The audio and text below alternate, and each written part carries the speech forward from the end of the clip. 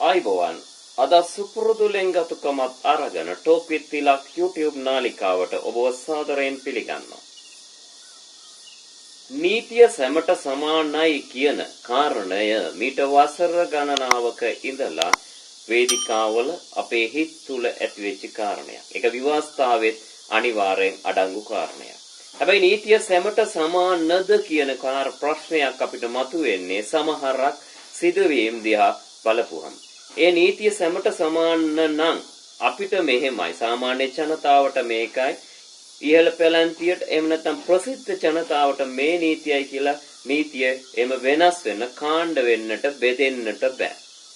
හැබැයි නීතිය සැමට සමාන උනේ සාමාන්‍ය පොදු ජනතාවටද සාමාන්‍ය ජනතාවටද නීතිය අනුරාධපුරයට අසමානද කියන කාරණය මේ දවස්වල කාරණයකට එනවා. අපි දන්න විදියට සාමාන්‍යයෙන් මේ කතාව පට්ට ගහලා මේ වෙනකොට සමාජ මාධ්‍ය තුල යන්නට ඕනේ හැම තැනම ගිහිල්ලා හැබැයි ප්‍රසිද්ධ මාධ්‍ය මගින් ප්‍රවෘත්ති මගින්වත් මේවා වැඩිපුර ප්‍රසිද්ධ කරන්නට අකමැති පුවතක් අපිට අනුරාධපුර පැත්තෙන් ආරංචි වෙනවා.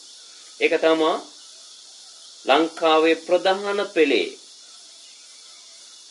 පන්සල් කීපයකට අයිතිකම් කියන විහාරස්ථාන කීපයක්ම හිමි ලංකාවේ ප්‍රකටම භික්ෂුන් වහන්සේ නමකට එල්ල වෙලා තියෙන අපචාර චෝදනාව.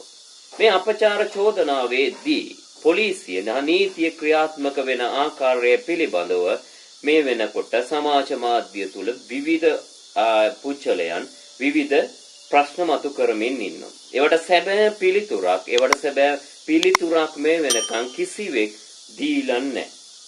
හැබැයි සාමාන්‍ය කෙනෙක් මෙහෙම අපචාරයක් ශ්‍රී දූෂණයක් කරනනම් මේ වෙනකොට අදාළ පුච්චලයා ඉන්නට ඕනේ පොලිසිය ගෙනහිල්ලා උසාවි දාලා උසාවියෙන් තීන්දුව කරලා මේ වෙනකොට ඉන්න ඕනේ සිරගෙදරක. හැබැයි මේ නම් ප්‍රසිද්ධ වෙච්ච කෙනෙක් ඉන්න එයා ගැන තියෙන බලපෑමක් හෝ මොකක් හරි හේතුවක් නිසා ඒ පිළිබඳව ප්‍රශ්න කිරීම සහ ඒ පිළිබඳව පරීක්ෂණ පැවැත්වීම මන්දගාමී ස්වරූපයෙන් යන බවක් තමයි පේන්නේ. අනුරාධපුරයේ සිදුවීමක් වුණා වෛද්‍යවරියක්ව දූෂණයට ලක්වීමත් එක්කම ඇතිවෙච්ච කතාබහ මීට වසර කිහිපයකට කලින් ඒ අදාළ සිදුවීමට සම්බන්ධ වෙච්ච පුච්චලයව දින කිහිපයක් ඇතුළත අත්අඩංගුවට අරගෙන ඔහු පිළිබඳව ප්‍රශ්න කරලා ඔහුට උසාවියේ නඩු පවරලා ඒ සියල්ල ක්‍රියාත්මක වෙච්ච ආකාරයට මේ චෝදනාවට ලක් වෙච්ච මේ අදාළ පාර්ශවයට මේ භික්ෂුන් වහන්සේට මේ චෝදනාවට ලක් වෙච්ච කෙනාට ඇයි මේක තාම ක්‍රියාත්මක නොවෙන්නේ? එතකොට ප්‍රසිද්ධයයි කියාගන්න බලය ආණ්ඩුවට සහයෝගය ලබා දෙනවායයි කියාගන්න අයට වෙන නීතියක් තියෙන්නට එකම නීතියක් තුල තියෙන්නට බෑ. ජනතාව මාලිමා ආණ්ඩුව පත් කරගත්තේ ඒ වගේම මාලිමාවේ අනුර කුමාර දිසානායක ජනාධිපතිවරයා ප්‍රමුඛ මේ ආණ්ඩුව මාලිමා වේදිකා තුල කෑ ගැහුවේ අපි එක සමාන නීතියක් හදනවා කියලා. ඒක හැමෝටම පොදු වුණු නීතියක් බවට පත් වෙනවා කියලා. හැබැයි මේ වෙනකොට එක පුච්චලයට ලංකාව තුල නීතිය ක්‍රියාත්මක වන්නේ දෙවිදිහකට කියන කාරණේ අපිට පේනවා. සමහර දූෂණවලදී සිදුවන කාරණා තාම මේ විදියට සිද්ධ වෙලා නෑ මෙතන පරීක්ෂණ කටයුතු වලදී. ඉතින් ඒ නිසා සාමාන්‍ය කෙනෙක් අතින් මේ දේ වුණා නම් අදාළ පුච්චලයට ඒ අදාළ දේ කරන්නට අවශ්‍යතාවය තියෙන උපාංගයේ තිබුණත් නැතත් අංගයේ තිබුණත් නැතත් මේ වෙනකොට නීතිය නිසි ආකාරයෙන් ක්‍රියාත්මක කරන්නට පොලිසිය සැදී පැහැදී සිටින බව තමයි සමාජ මතය.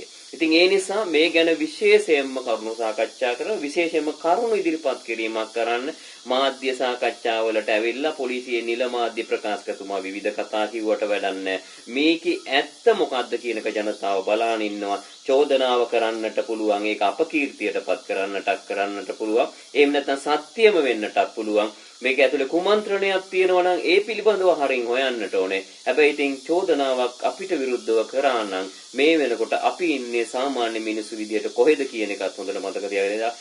නීති දෙකක් එක රට තුල තියෙන්නට බෑ. නීතිය සැමට පොදු නම් සමට සමාන නම් එකම නීතියක් යටතේ තමයි ලංකාවේ නීති පද්ධතිය ක්‍රියාත්මක වෙන්නට ඕනේ. ඉතින් පොලිසිය මහත්වරු ටික මේක ඉතාමත් අවධානයෙන් යුතුව හිතට ගන්නට ඕනේ. හැමෝටම එකම නීතියක් එකම විදිහට ක්‍රියාත්මක කරන්නට ඕනේ. ප්‍රසිද්ධද අප්‍රසිද්ධද කියන කාරණේ නෙමෙයි එතෙන්දී වැදගත් වෙන්නේ. කරපු වරදේ ස්වභාවයයි ඒ වෙලාවට වැදගත් වෙන්නේ.